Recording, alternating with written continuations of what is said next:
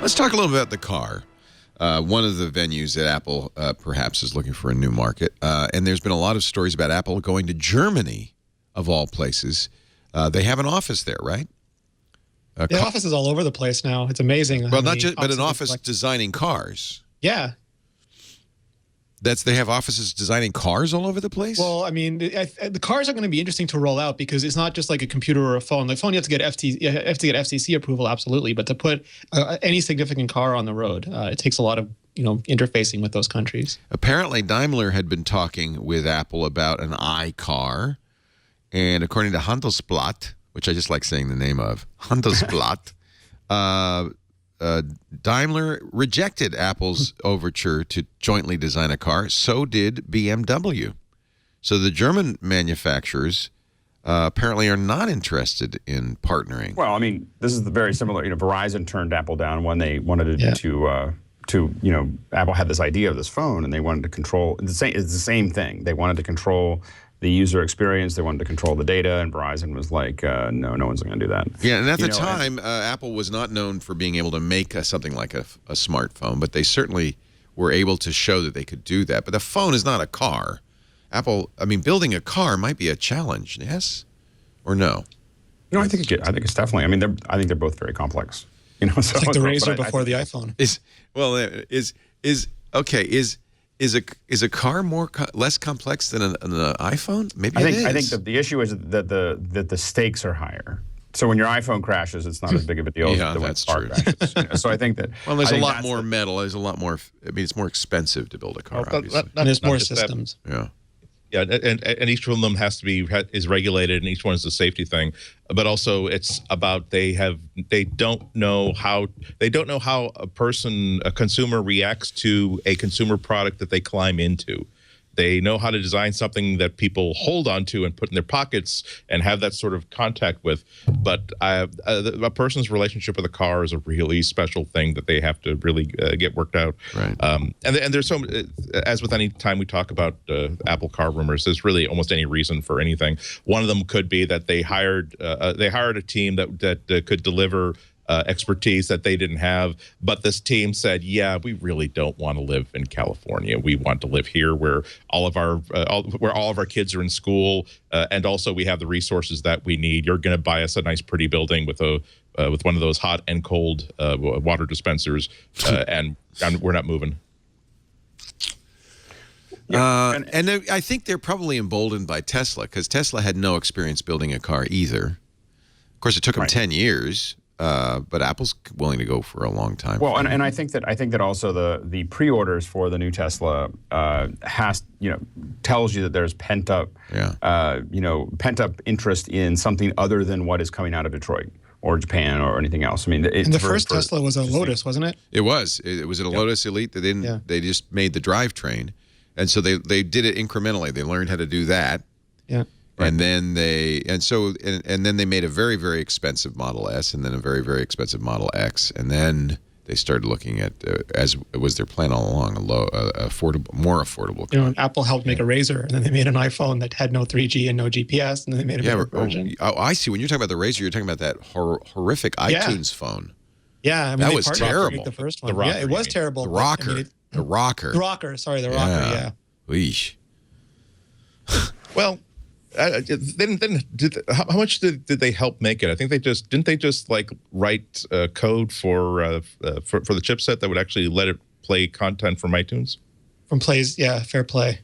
But it was clearly it was designed to get them a toe in the water, right? To kind of understand this business, I would bet. Which is sort of like CarPlay too.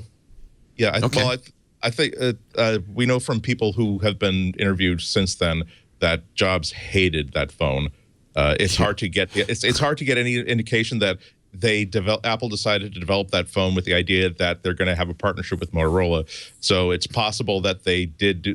It is certainly possible that they did it with the idea that we're going to have a close relationship with Motorola, and we can ask them lots of questions and because they're trying to woo us into making a special phone for them. They will give us all kinds of data that only Motorola has, about markets, about penetration, about networks, about efficiencies that will help us build an iPhone. I wouldn't be surprised There's at all. also that fear that Alex was talking about, where you see that people's music listening is moving from unilateral, like unitasker iPods, to multitasker converged devices, and people are carrying their phones, and will they want to carry a phone and an iPod? So if you can start getting onto phones, even if it's rudimentary in the beginning, it's the same way like you can start getting into cars, even if it's through a CarPlay system. It helps. It helps move them into the general ecosystem better.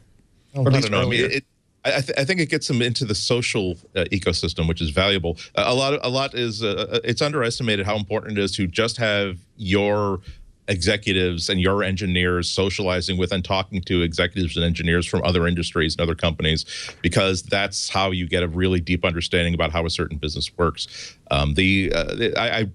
I don't know exactly the reasons for doing the rocker phone. Particularly, I didn't understand after I started using the rocker phone. I got my loaner unit, but I don't know. It's also possible they're trying a flag about, if we don't know what we're going to do with phones yet. We're definitely developing something. We don't know what we want to do yet. Let's try on an experimental basis what it would be like to write software for someone else's hardware product. Like, could we simply add iTunes functionality and create something like CarPlay for phone devices, so that if anybody wants to have iTunes compatibility, we will quickly be able to build them what they need for that.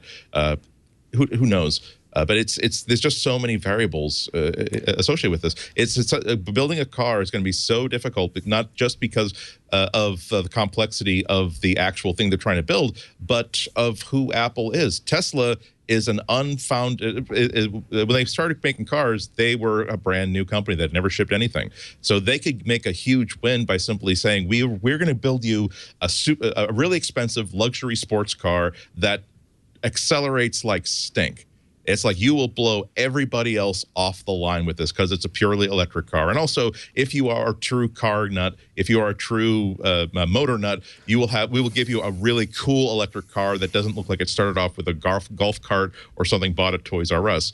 Then they built that into, we're going to build a luxury car that's a practical sedan that's also going to be appealing to people who, A, have lots of money, and B, are appreciate being one of the first to have a practical electric car. And now it's 3 or 4 generations, and they could just build and platform as they go. What would happen if Apple creates an Apple car? They are not, and design it with the intention of selling it to consumers, and they designed it the way they designed the Mac Pro, where, okay, we've built you a cylinder, a tube, and we're gonna try to impress you with the cooling system, because we know that the thing that really gets you all excited about spending $3,000 on a powerful computer is the cooling system and this wonderful tubular shape. And the rest of the car people are going to be like, we absolutely don't care about the manufacturing process you came up with for making those fenders. We don't give 1/4 of a damn that how much recyclable materials are going into the tires. We'd use this to drive to work every single day. We spend 2.5 stinking hours on stinking I-93 every 5 stinking days a week to try to get to work and back. And you have given us something where whenever we tell you that this isn't good for us, or we don't enjoy this, or we think this is ugly, you want to show us a video of a head on a white background talking about chamfer angles. Yeah, but I think that the battleground for cars, I think, is pretty well defined at this point, and that is that they have to be self-driving, they have to be electric. I think that there's definitely a market there somewhere that wants the other stuff, the one to drive their own and have gas cars. But the growth market is in those two areas, and I think that everybody knows that at that point. What Apple has to do is implement that well, and then they can add all the design. And I think that that is where we're going to continue to see growth. And right now, it's very disruptive because you've got a bunch of manufacturers that are trying to figure out, they're in the same place that Apple's in. So if you look at Detroit or you look at Japan, they're trying to figure out, in Germany, like, how do I move into the new market that I know I have to be in, but I can't figure out how to get out of the market that I'm in. And I think that that's going to be something that we're going to see. So it is a disruptive moment where if Apple's going to get into this market, it's going to be in the next, I think, probably the next 5 or 6 years. I don't think it needs to be any faster than that, but I think that after that, I think we look 10 years down the road, and it's going to be mostly electric and mostly self-driving. I think that because I think people have, especially when you see that groundswell of what happened with Tesla, people don't want to drive anymore. They want to text, and they don't want their hands to smell like gas. Yeah. I mean, I don't think it has anything to do with it. But boy, that's really living in the future, because there's a whole lot of. I mean, it's easy for us to say, "Oh, this is exciting," but that's years off. Well, I mean, it's not that far off. I mean, I think it's far. Started to do. Well, I'm buying one. I'm not saying I'm not into it, but I feel like that's going to be a long way off. Well, let's just say the people who buy new cars. Like there is a, when you're looking at where is your next market going to come from and how is that going to look, there's definitely a group of people that, probably your largest group of people that are going to buy them for their own individual use are going to be looking for that, and I think that, my kids are older than 16, and my older kids are older than 16, and they have no interest in driving. They drive a little bit here and there, but it's not interesting. It's the car makers cry. Yeah. Well, they don't want to drive. They don't identify themselves with their car the way we did when we were younger. They identify themselves with their Facebook page, and so it's a much different view, and that is what's coming, so I think that is it's a huge shift, and it creates the instability that's required to move into the market in a way that hasn't been available probably for the last 20 or 30 years.